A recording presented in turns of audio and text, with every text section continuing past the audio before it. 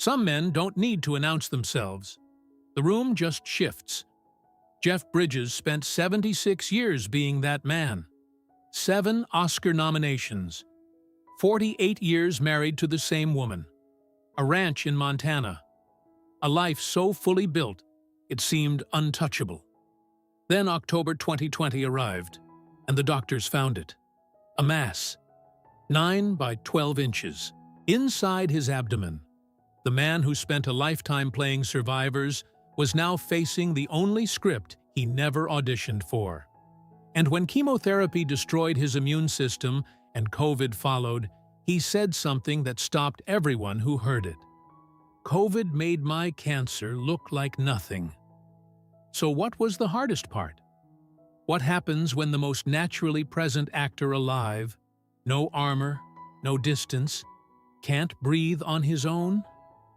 When turning over in a hospital bed takes 15 minutes and 100% oxygen? And what made him decide, not hope, but decide, to walk his daughter down the aisle? Before we answer that, we need to go back to the beginning. Because to understand how Jeff Bridges, there is a particular cruelty in being born into a world that already knows your last name. Not the cruelty of poverty, or violence, or neglect. Jeff Bridges knew none of those things, and he has never pretended otherwise. The cruelty is subtler than that. It is the cruelty of a mirror that shows you someone else's face before you have had the chance to find your own. Lloyd Bridges was not simply a successful actor. He was Sea Hunt. For 5 years, from 1958 to 1961, he was the most recognizable underwater figure in American living rooms. Mike Nelson, the scuba diver who solved every crisis with calm competence and a tank of oxygen. Children adored him. Parents trusted him. And in the Bridges household in Holmby Hills, Los Angeles, the television was not just an appliance. It was a window into what the family name could mean. Jeff was 8 years old when he first appeared alongside his father on that show. 8 years old, the age when most boys are learning to ride bicycles and losing teeth. And he was already on a professional set, already carrying the Bridges name in front of cameras, already absorbing, without fully understanding it, what it meant to inhabit a character in front of an audience. He did not choose it. It simply was. The way weather is. The way gravity is. His mother, Dorothy, was an actress and a writer. His older brother, Bo, would become an actor. The house itself seemed to breathe performance. Meals at the table were rehearsals for something, even when nothing was being rehearsed. Art was the family language. Ambition was the family atmosphere. And somewhere inside that atmosphere, a small boy was trying to figure out what parts of himself were genuinely his own. There was a brother before Jeff. Garrett, born in 1948, dead the same year. Sudden infant death syndrome, before Jeff arrived to take his place in the family order. No one speaks much about Garrett in the public record. Jeff has mentioned him rarely, carefully, in the way you mention a wound that has healed over without ever fully closing. But the fact of him matters. The fact that Jeff Bridges grew up in a family that had already known that particular silence, a crib gone still, a name that would not accumulate a life, matters in ways that are difficult to articulate and impossible to dismiss. Grief that precedes your birth still shapes the air you breathe. The adolescence was not smooth. Drugs arrived, the way they arrived for many young men of his generation in Los Angeles, casually, and then not casually at all. Lloyd and Dorothy intervened. The details were handled inside the family, the way families handle things when they still believe that love and proximity are enough to redirect a life. They were, in this case. Barely. But they were. He went to New York, studied at the Herbert Berghof studio, where the instruction was serious and the expectations were merciless in the best possible way. Then, In 1967, he enlisted, not in the Army, not in Vietnam, but in the Coast Guard, where he served until 1975. 8 years in uniform. 8 years of structure, of physical reality, of a world that did not care whose son you were or how naturally you moved on camera. Those 8 years are not often discussed when people talk about Jeff Bridges, the actor. They should be, because something happened to him in that time that no studio could have manufactured, and no acting class could have taught. He learned what it felt like to be a man before he became a star. And that sequence, man first, star second, would define everything that followed.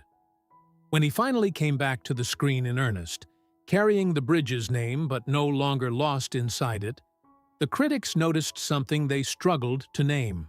Pauline Kael, the most formidable film critic of her generation, eventually found the words. She called him possibly the most natural and least self-conscious actor who ever lived. Not the best, not the most technically gifted, the most natural. As if the performance were simply what happened when Jeff Bridges allowed himself to be present in a room. He had spent the first part of his life learning to distinguish his light from his father's. The second part, he simply stood in it. And somehow, without trying to be unforgettable, he became impossible to forget. There is a moment in the making of a career when the work stops feeling like climbing and starts feeling like breathing. For some actors, that moment never arrives. They spend decades reaching for the right role, the right director, the right critical consensus that finally confirms what they have always privately hoped about themselves. The hunger never quiets. The performance, even off-screen, never fully stops. Jeff Bridges reached that moment early, and then, almost immediately, he stopped noticing it had arrived. His first major film role came in 1971. The Last Picture Show, Peter Bogdanovich's elegiac portrait of a dying Texas town, shot in black and white as if color itself would have been too generous for that particular story. Jeff played Dwayne Jackson, a young man with nowhere interesting to go and no real understanding of what he was losing. He was 21 years old. He received his first Academy Award nomination. Not for a supporting role in a small independent film, for a supporting role in what would become one of the defining American films of its decade. He was 21. He had not yet figured out who he was. And somehow that not knowing translated on screen into something that looked exactly like truth.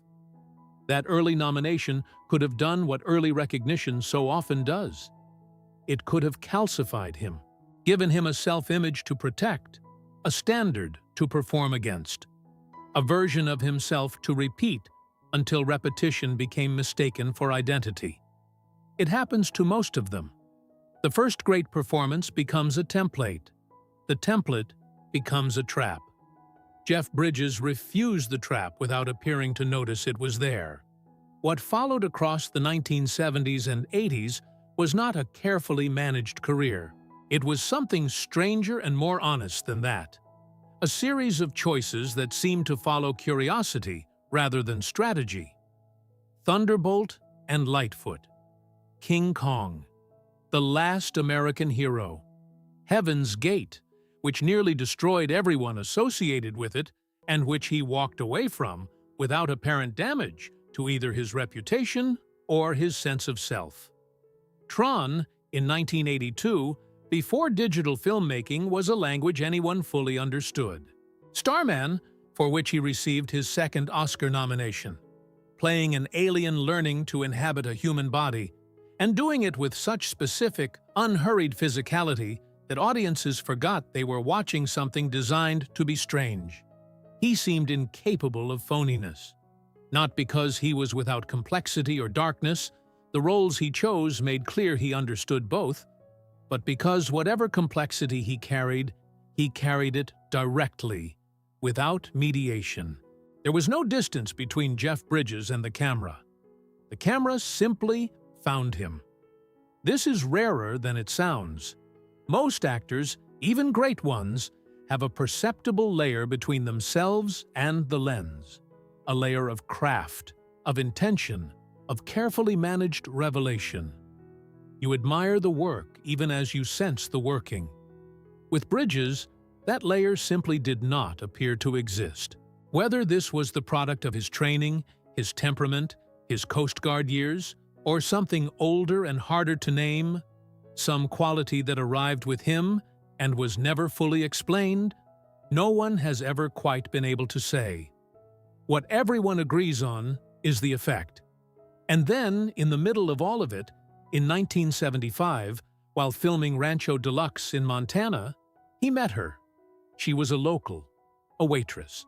Her name was Susan Geston, and when Jeff Bridges first saw her, she had 2 black eyes and a broken nose from a recent car accident. By any conventional measure, it was not the ideal first impression. By every measure that has ever actually mattered, it was the only first impression that would ever count. He was 25, she was 22. And something in him, something that all the Zen meditation and philosophical temperament and natural ease would later help him articulate, but that he felt long before he had the language for it, simply recognized her. Not as a conquest, not as a story to tell later, as home. They were married in 1977, 2 years after that first meeting in Montana. With its black eyes and broken nose and immediate undefended certainty. And the marriage that followed was not a Hollywood marriage, which is to say, it was not a publicized arrangement periodically refreshed with photographs and managed through representatives. It was a life, a shared life, conducted mostly away from the machinery of celebrity, anchored by the ranch in Montana that became the true center of their world. Far from the studios, far from the noise, close to weather and seasons and the specific silence of open land. 3 daughters arrived: Isabel, Jessica, Haley. The family grew in the way families grow when the people at the center of them are genuinely paying attention. Not performing parenthood for an audience, but practicing it, imperfectly and completely, in the actual hours of actual days. In 1984, he founded the End Hunger Network, a nonprofit dedicated to ending childhood hunger in America. He had no publicist's blueprint for what this should look like. He simply could not reconcile the fact of hungry children with the fact of his own abundance. And so he did something about it. He has continued doing something about it for over 40 years with the same quiet persistence he has brought to everything else. Not as a celebrity cause, not as a brand extension, but as a responsibility he accepted and never put down. The Oscar nominations continued to accumulate. The Fabulous Baker Boys in 1989. The Fisher King in 91. The Big Lebowski arrived in 1998 and gave the world The Dude, a character so fully inhabited, so completely without artifice, that a generation adopted him as a kind of secular saint of acceptance. The Dude abides. It sounds like a joke. It is not entirely a joke. There is genuine philosophy in that abiding, and Jeff Bridges understood it before the film became a cultural artifact. Seabiscuit, The Door in the Floor, Iron Man, in 2008, playing Obadiah Stane with a calm menace that made the villain more interesting than the hero. And then, in 2010, after 39 years of nominations and near misses and the accumulation of work that would have justified the award a dozen times over, the Academy gave him the Oscar for Crazy Heart, for Bad Blake, a broken, beautiful country music failure, drinking himself toward an ending he had not yet chosen. A man who still had music in him, even when the music was the only thing keeping him from disappearing entirely. He accepted the award with the ease of a man who had spent his whole life preparing for the moment by never quite preparing for it. He thanked Susan. He thanked his daughters. He thanked his father, Lloyd, who had died in 2001 and could not be there to hear it. The audience rose, and then Jeff Bridges walked off stage, went back to Montana, and continued being a husband and a father and a man who meditates before work and keeps recordings of old jam sessions in boxes and believes, with the seriousness of someone who has thought about it for decades, that the universe is paying attention. He had built a life that looked like everything a person could want. And he had built it well enough that when everything suddenly became uncertain, it was the life. Not the career, not the awards, not the accumulated recognition. That held.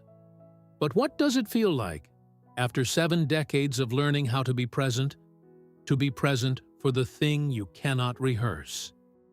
October of 2020 arrived the way catastrophe usually arrives for people who have been careful. Without warning, without the slow accumulation of signs that might have allowed for preparation, without the courtesy of a narrative arc that builds toward its worst moment, so that the audience, so that you, can brace for it in time. One day, Jeff Bridges was a 70-year-old man in excellent health, a man who meditated every morning and ate with attention and walked the land of his Montana ranch with the unhurried ease of someone who has made his peace with seasons. A man who had just finished work on a film, who had projects pending, who had a daughter whose wedding was somewhere on the horizon of the coming year. And then the doctors found it. A mass in his abdomen, 9 inches by 12 inches.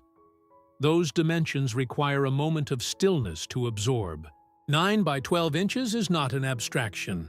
It is not a number in a medical report that can be set aside while the mind adjusts.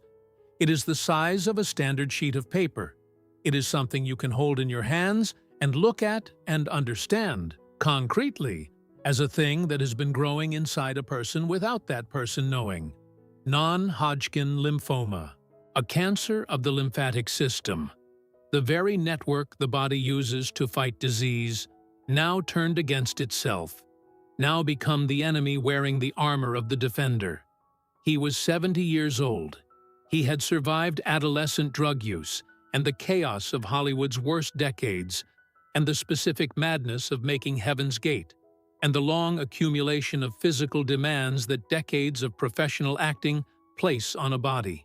He had survived all of it intact, or near enough to intact that the difference was negligible. And now this. He announced the diagnosis publicly in October of 2020 with the directness that had always characterized him. No corporate statement filtered through representatives, no carefully managed revelation designed to control the narrative. A post.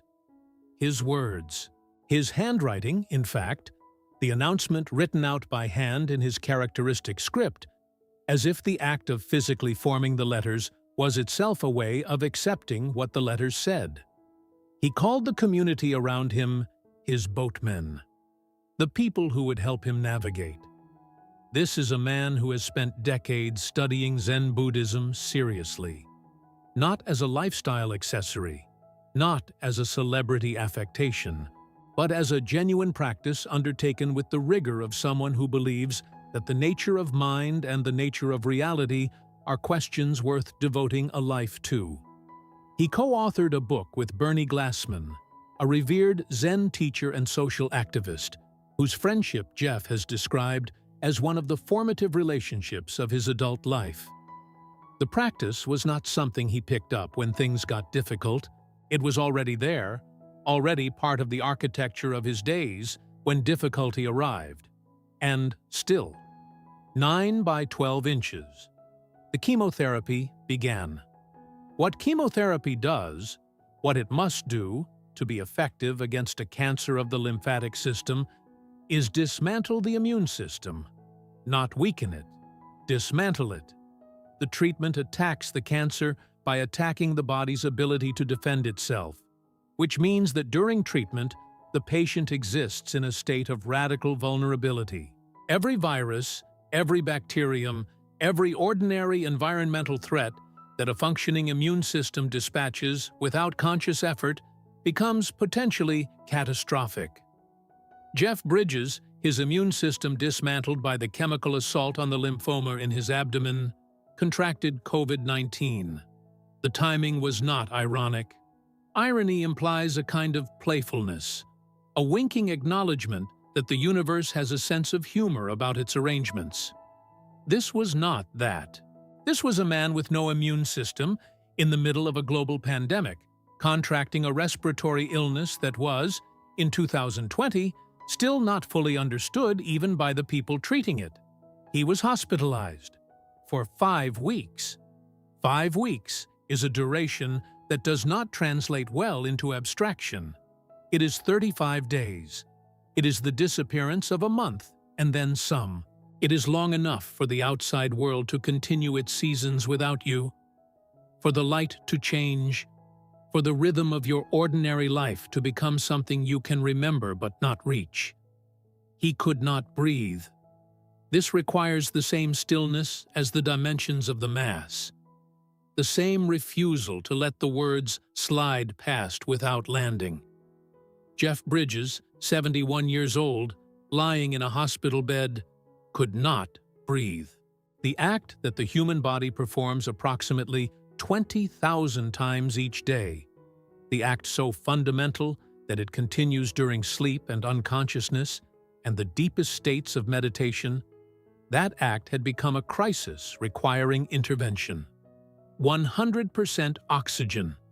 That is what it took for him to perform the act of turning over in his bed. Not to walk, not to stand, to turn over. And that turning, that 15-minute ordeal of repositioning, of managed agony, of breath that arrived only because machines were delivering it at maximum capacity, happened in a hospital room in the middle of a pandemic, with Susan on the other side of whatever distance the medical protocols of 2020 required. She asked the doctors if he was going to die. They told her they were doing the best they could. There are moments in a life when language reaches its limit, when the carefully maintained vocabulary of hope and resilience and fighting spirit encounters something that does not respond to vocabulary. When the Zen practice and the philosophical temperament and the lifetime of cultivated presence are not techniques for managing the situation, but simply the ground you are standing on while the situation happens to you. He could not sleep. The pain and the oxygen dependency and the medication and the sheer biological effort of staying alive in a body that was simultaneously fighting cancer and a novel coronavirus made sleep into something that arrived rarely and left quickly and offered no real restoration when it came. The doctors told him he needed to fight harder. This is a thing that doctors say, and it is not entirely meaningless. There is evidence that psychological engagement with survival affects biological outcomes, that the will to continue has measurable effects on the body's capacity to continue. But it is also a thing that sounds, to a man lying in a hospital bed on 100% oxygen, unable to sleep, unable to turn over without 15 minutes of orchestrated effort. It sounds like being asked to perform in a language you no longer speak. He had spent 50 years learning how to be present, how to be in a scene without protecting himself from it, how to let what was happening actually happen, without the buffer of performance or preparation or the safety net of knowing how the story ends.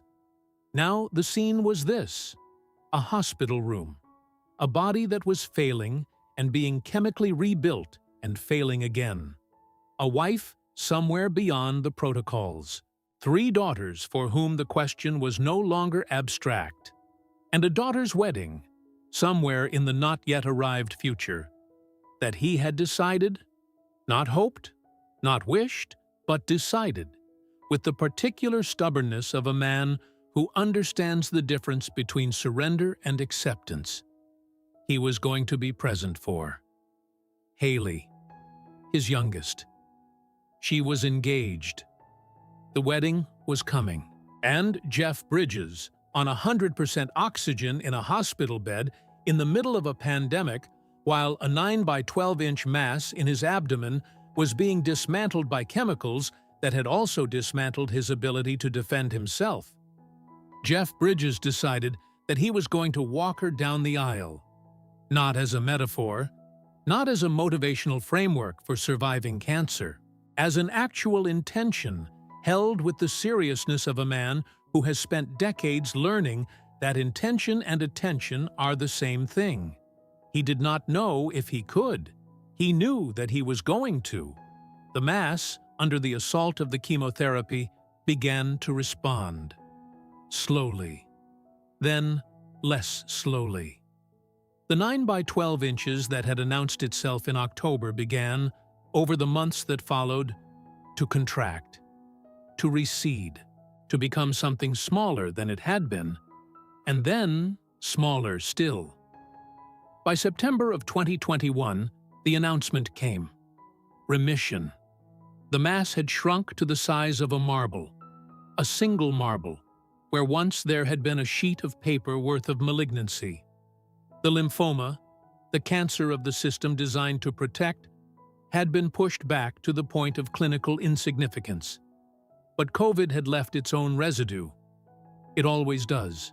For Jeff Bridges, the long aftermath included memory problems, the kind of cognitive fog that lingers after severe infection, the kind that makes a man who has always been precise about language and presence suddenly uncertain of words he has known for decades, and the loss of smell. Complete. Absolute. He cannot smell his wife. He cannot smell Montana. He cannot smell the coffee before meditation or the particular quality of air after rain on open land. He has said, with the specific humor of a man who has earned the right to laugh at his own suffering, that Susan will go days without bathing, and he notices nothing, that she laughs at him, that they have found, somehow, the comedy available, even here. And then he said the thing that stopped everyone who heard it. COVID made my cancer look like nothing. 6 words. The compression of 5 weeks in a hospital, 100% oxygen, 15 minutes to turn over, a wife asking doctors if her husband is going to die, all of it gathered into 6 words that rearrange, retroactively, the entire story of his illness. The cancer, the 9 by 12-inch shadow that had announced itself like a verdict. That was not the worst of it. The worst of it was something else entirely. And if even the cancer was not the hardest part, what does a man do with what remains? There is a teaching in Zen Buddhism that Jeff Bridges has returned to across decades of practice, across films and marriages and losses and ordinary mornings on a Montana ranch before anyone else is awake. It is not a complicated teaching. It does not require a particular vocabulary or a period of scholarly preparation. A child can understand it if the child is paying attention. Most adults spend their entire lives not quite understanding it, even when they think they do. It is simply this: the only moment that exists is the one you are in, not as consolation, not as instruction to ignore the past or dismiss the future, but as a statement of fact, as precise and verifiable as any scientific claim, about the nature of experience. The past is memory. The future is anticipation. The present is the only place where living actually occurs. And most of us, most of the time, are somewhere other than here. Jeff Bridges has been practicing the discipline of being here for over 50 years. And in the months after the hospital, after the 100% oxygen and the 15-minute turns and the 5 weeks in which Susan asked doctors whether he was going to survive, and the doctors answered with the careful honesty of people who genuinely did not know, being here was not a philosophy. It was the only available option. He came home to Susan. This fact, stated plainly, does not capture what it contains. He came home after 5 weeks in a hospital during a pandemic, during which the protocols of 2020 kept distance between patients and the people who loved them in ways that were medically necessary and humanly devastating. After the oxygen dependency and the sleeplessness and the specific indignity of a body that could not perform its most basic functions without assistance. After all of it, he came home to the woman he had fallen in love with in Montana in 1975, when she had 2 black eyes and a broken nose, and he had recognized her immediately as the person he was going to spend his life with. 46 years between that first recognition and this homecoming. The recovery was not cinematic. Recoveries never are, despite what the genre of survival narrative suggests. There is no montage of incremental victories set to music that makes the progress feel inevitable. There is only the next breath, and the next, and the slow, humbling realization that the body you inhabit is not the body you had before, that some things the illness took will not be returned, and that the question is not whether you can have the old life back, but whether you can build something honest and livable from what remains. The memory problems persisted. Jeff Bridges, a man whose instrument has always been his presence, his ability to be entirely in a scene, to absorb and respond without the filtering layer that most actors maintain between themselves and the material, found himself uncertain of words, reaching for language and finding the familiar architecture of a sentence suddenly unreliable. The COVID fog is real and documented and still not fully understood by the medical community that continues to study it.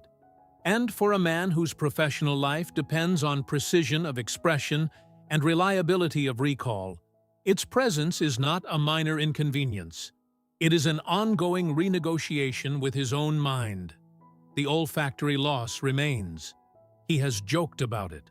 He has also, in quieter moments, allowed himself to say what jokes sometimes obscure, that there is grief in this, real and specific grief, for the sensory life that COVID took and has not returned.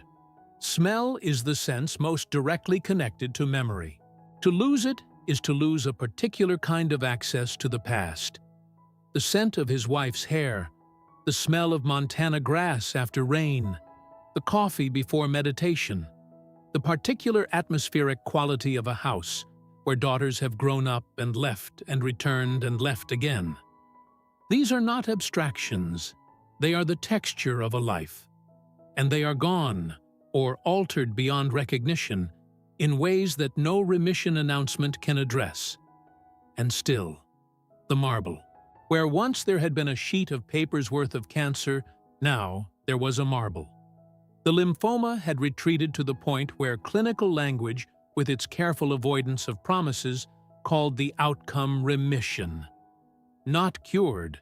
Medicine does not use that word with the ease that people who need hope sometimes wish it would. But remission. The mass no longer requiring active treatment. The body no longer under chemical siege. The immune system, slowly, with the halting tentativeness of something that has been completely dismantled and is rebuilding from first principles, beginning to reconstitute itself. He went back to Montana. And there, on land he has loved for 50 years, in the company of the woman he has loved for almost as long, with the specific and irreplaceable quality of open sky and seasonal change, and the unhurried rhythm of a place that does not care about box office or critical reception or the accumulated weight of a career. He began the work that no one who watched it from outside would have recognized as work. He got up in the morning, he meditated, he walked when he could, he ate the food that the doctors prescribed and that his body, cautiously, began to accept. He sat with Susan in the particular silence of two people who have been together long enough that silence is not absence, but presence. The presence of a shared history so dense that it does not require constant narration. He thought about Haley. The wedding was real, not metaphorical, not a symbolic horizon to orient recovery around, but an actual event with an actual date and the actual irreversible fact of a daughter he loved preparing to step into a life that would carry her beyond the particular gravity of his. He had, in the hospital, made the decision, not the hope, the decision, that he was going to be there, that he was going to walk her down the aisle, that whatever the body required between the hospital bed and that moment, he would provide. In 2021, Haley Bridges got married. Her father walked her down the aisle. There is a photograph from that day. Jeff Bridges, visibly changed by the year that had preceded it, thinner, marked by what illness marks on a face, standing beside his daughter in the particular light of a day that had, against genuine odds, arrived. He is smiling, not the performed smile of a man demonstrating resilience for an audience, the smile of a man who is precisely, completely, unreservedly where he intended to be. He later said, speaking of the illness and the recovery and the long renegotiation with mortality that both required, "I feel supported by the universe to get through this challenge as best I possibly could." This is not the language of toxic positivity. It is not the language of a man insisting that everything happens for a reason, or that suffering contains within it a gift waiting to be unwrapped. It is the language of a man who has spent 50 years practicing a form of attention that does not demand that reality be other than it is, and who has found, in that practice, not the absence of difficulty, but the capacity to be present inside it. He also said, in the same period, about mortality and the particular quality of existence after you have sat with the real possibility of its ending. Life feels brief and beautiful. 4 words. The entirety of what 50 years of Zen practice and a diagnosis and 5 weeks in a hospital and 100% oxygen and a daughter's wedding reached toward. Not a prescription, not a consolation, an observation. The kind that only arrives when you have stopped trying to make life into something other than what it is. Brief, beautiful. He returned to work. The Old Man, the FX series in which he plays a retired intelligence operative living under a false identity, forced out of the quiet he has constructed for himself by people who will not let the past stay past. The role requires the kind of specific, inhabited authority that only comes from a man who has actually lived enough to understand what it costs to carry a history. He has continued filming it through the aftermath of cancer and COVID, and the ongoing negotiations with a body that is not what it was. And then, in 2025, something unexpected. Recordings surfaced, or rather, were allowed to surface, after 50 years in boxes. Jam sessions from 1977 and 1978, the years just after his marriage to Susan, the years when he was still becoming whatever he was going to become. Music made for no audience, in the spirit of pure play, preserved without intention, and released now. Slow magic, he called the album, as if the past had decided, in his 76th year, to send him a message about who he had always been, underneath everything. A man who made music in rooms when no one was watching. A man who kept the recordings not because he planned to use them, but because something in him understood that what happens in private is not less real than what happens in public. Tron, Aries is in post-production. At 76, he is returning to the digital universe he first entered in 1982, when the technology required to realize that story barely existed, and everyone involved was working at the edge of what was possible. He is going back, as if to say, without saying it, because Jeff Bridges does not say things he can simply demonstrate, that the story continues. He has also said, with the rueful honesty of a man who has stopped pretending that language can fully account for experience, that sometimes he genuinely cannot tell anymore whether what he is feeling is the aftermath of cancer or the aftermath of COVID, or simply what it is to be 76 years old in a body that has carried a life as fully lived as his. Some things it's hard to tell if it's the cancer and the COVID or if it's just old age. There it is. The sentence that dissolves the boundary between illness and mortality, between what the disease took and what time was always going to take anyway. The sentence of a man who has stopped needing the categories to be clean because he has made his peace with the fact that they are not. He is not performing equanimity. He is not demonstrating resilience for the benefit of an audience that needs a survivor narrative to make sense of suffering. He is simply, and the word simply is doing enormous work here, containing within it the entire 50-year practice of a man who chose presence over performance, being honest about what it is to be alive in a body, in a time, in a life that is both more than you imagined and less than you wanted, and beautiful in the precise proportion that it is brief. He spent 70 years playing men who faced the worst with grace. Then, the worst came for him. And somehow, not through performance, not through the careful management of a public image, not through the heroic narrative that Hollywood might have written for him, he found a way to mean it. In May of 2025, Jeff Bridges said he is feeling well. Not triumphant, not transformed into someone unrecognizable by what he has endured, not performing gratitude for the benefit of people who need the survivor to emerge from suffering as proof that suffering was worth it. Simply feeling well. Health, very good. The body, after everything it has been asked to carry, carrying him still.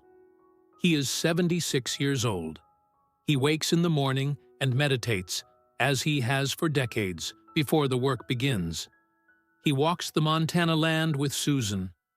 The same Susan, the woman with 2 black eyes and a broken nose whom he recognized in 1975 as home, and who has remained home across 48 years of ordinary and extraordinary life. He reads bedtime stories to grandchildren he did not know, in the worst of 2020, whether he would live to meet.